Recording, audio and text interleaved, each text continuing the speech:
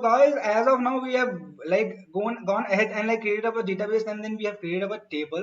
Now we understand what exactly a table is, like how it has the headers, its data types. Then we understand like we put up some rows into it. We also call as tuples. Now, what we should do with with this data and these tables, and how we should do this. So SQL provides us with a lot of commands, and these commands are like majorly categorized into four areas. So the first area is DDL, that is data definition language. Second is DML, that is data manipulation language. Third is DCL, that is data control language. And fourth is TCL, that is transaction control language. So what exactly is DML? Whenever we create our table, we define the columns, we define the data types, we define the relationships, we define the and like we define then the constraints or not null, if a column can be null or not, if it should be unique or not. So there are a few things which we have already discussed, and there are a few which we have not discussed. But the point which you should take home today is what exactly is DDL. Any command like which works on how a table is created and how the relationships are maintained within these tables is called as data definition language. When we create up a table, we gives the definition of that table. So that's why it is data definition language. When we alter a table, we alter the column headers. So that's why it is data definition language.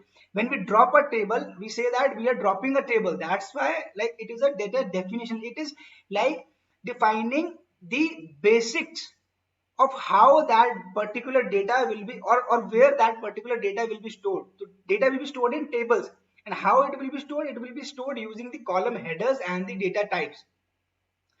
Again, we can rename the table, we can like truncate the table. There is a difference between truncate and drop. We will like understand about that. Then we can use a comment command for like commenting out a table. So again, these are few things which can be done on the definition of that particular table, not the data, not the rows, not the tuples. We are not changing any row data, we are not changing the name of a person, we are changing the name header. That's why we say it as data definition language. The next is data manipulation language. It is for the manipulation of the data. When we say that we have a table employee and that employee has four columns: employee ID, employee name, employee address, and employee phone number. If I want to go ahead and add a employee in that table, I will use an insert command. That will be like manipulating the data inside a table. When we are manipulating the data inside a table and we are not touching its architecture, or we are not touching the table like properties itself, then we say that we are using the data manipulation language. When we can change, we can add a row in a table using insert command. We can fetch all the values of a table using select command. We can update a particular value, like you can update a particular address of a particular person using the update command. We can delete some data. We can merge some data in another table from another table to like first table.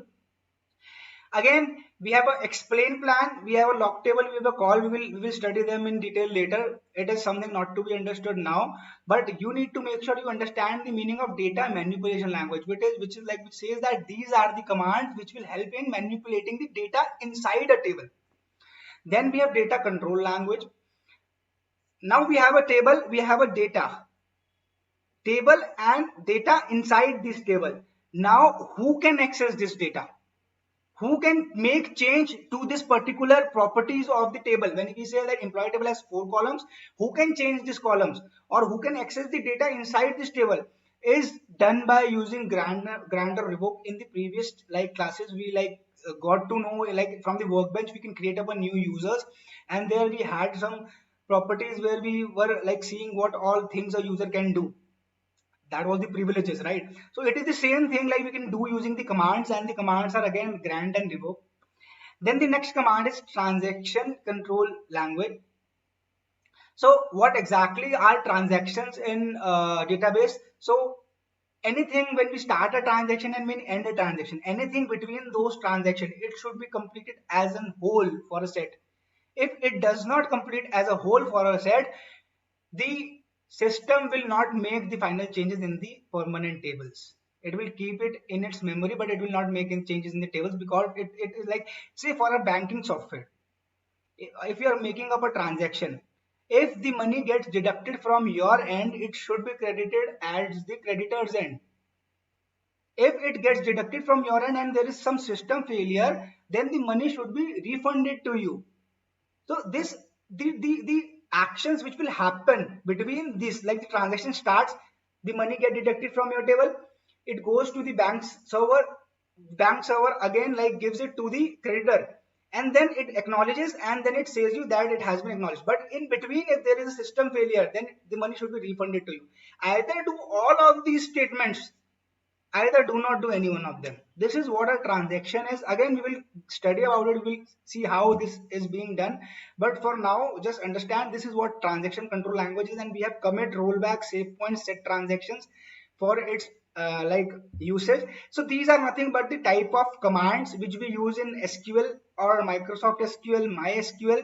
So these commands are like similar in both of the cases, but my intention for today was to make sure that you understand this. In the next chapter we will go ahead and like we will first talk about DDL, then we will go to DML, then we will go to DCL, and then we will go to TCL. So we have a long way to go together. So guys, please do like and share my videos. Thank you so much. Have a great day.